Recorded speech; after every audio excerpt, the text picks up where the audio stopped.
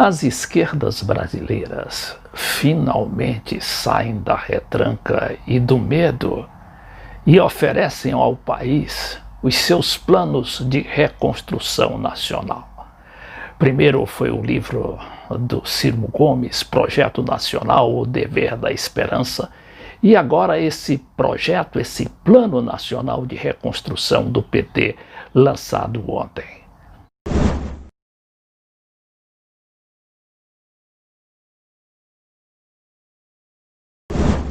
É muito significativo porque ocorre no momento em que o mundo todo está se virando, não é, contra toda esta onda supremacista, negacionista e obscurantista que invadiu o mundo há alguns anos, principalmente a América Latina e o Brasil.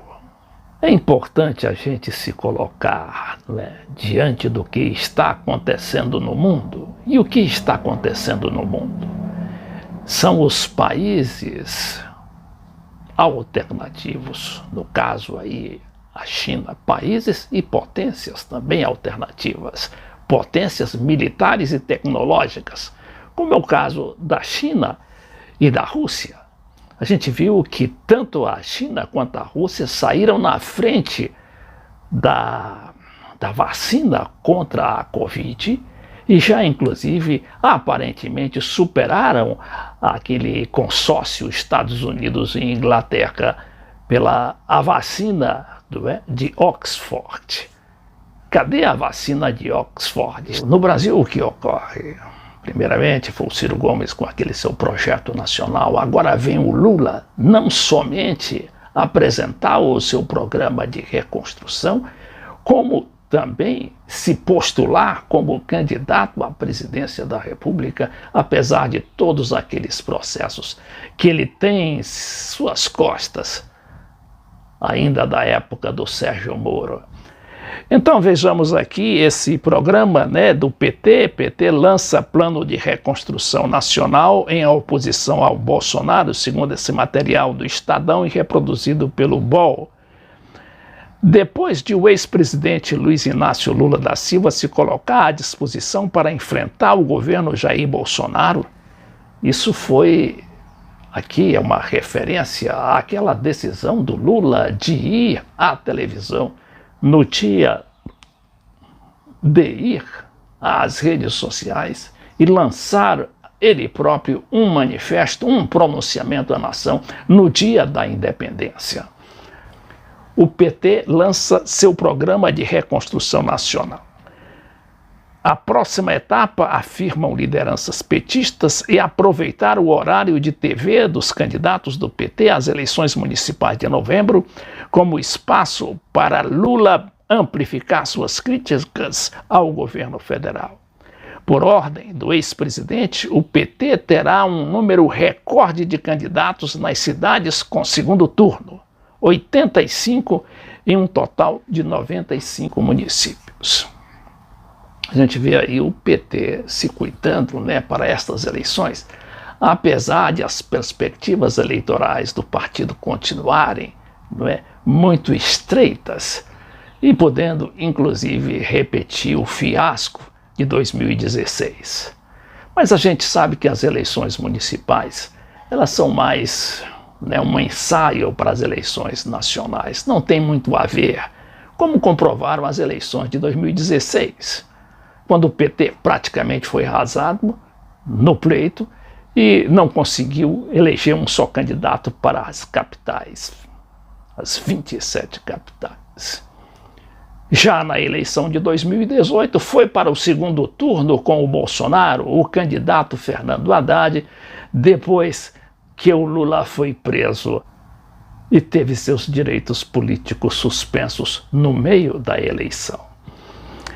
Bom, o programa é elaborado pela Fundação Perseu Abramo, de Estudos Políticos do próprio PT, sob a coordenação do ex-ministro Aloysio Mercadante, diverge frontalmente dos caminhos trilhados pelo governo Bolsonaro em temas relacionados à economia e à democracia, além de sugerir políticas públicas em áreas que vão de meio ambiente, saúde, educação e cultura. No texto em que anuncia o programa, o partido usa a expressão oposição propositiva. Embora tenha a assinatura do PT, afirma o partido, o programa contempla sugestões de outras siglas de oposição, como PDT, de Ciro, PSOL, Rede, PSB e PCdoB.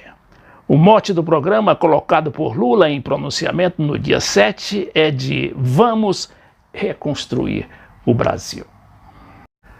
Já o Ciro Gomes, que tinha lançado antes o seu projeto nacional, inclusive em livro, que já disparou em vendas no Amazon, ele fala em novos rumos para o país. O que eu gostaria era de dar o rumo ao país, sabe? De ajudar a construir o rumo, ajudar a estabelecer um conjunto de valores. E a grande paixão hoje, para mim, é despertar no jovem o interesse pelas coisas do país, pelas coisas do Brasil, dar a eles o equipamento, eles entenderem de onde é que nós viemos, onde é que nós estamos, quais são as razões, abandonar a ideia fatalista de que vai cair do céu. Democracia não é regime de concessão, é regime de conquista. Porque a minha geração, a minha geração acredita no milagre da política porque nós o praticamos. Percebe? A minha geração cresceu com o estigma da ditadura, da superinflação, nós fomos lá e ganhamos todas. Essa parte da entrevista que ele deu às jornalistas Mara Luque e Leila Nami, Lula também falou que contou para a realização deste trabalho, desse seu plano de projeto, de seu projeto nacional, contou com a participação de nada menos que 600 intelectuais, como ele explica aqui. Produto de um esforço de muitas inteligências. Algumas eu gostaria de mencionar aqui. O professor Mangabeira Unger, que é um parceiro, meu compadre, que me deu a honra de fazer o prefácio do livro.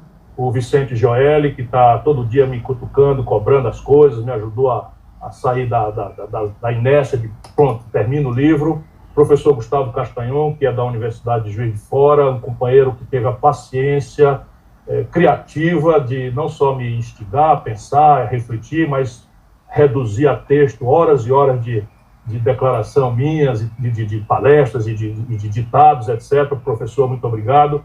Agradecer a Gisele, minha mulher, que tem sido a parceira de todas as horas. Enfim, agradecer ao Nelson Marconi. Esse livro tem muitos números, tem uma coleção muito sofisticada de questões, e eu não seria capaz de fazê-la sem a lúcida contribuição do Nelson Marconi, do professor Mauro Benevides Filho, do professor Nelson Ataliba. Eu fico aqui na cabeça, são hoje talvez uns 600 intelectuais que estão me ajudando a pensar o Brasil, a refletir sobre o Brasil de forma geral e de forma específica nas diversas políticas.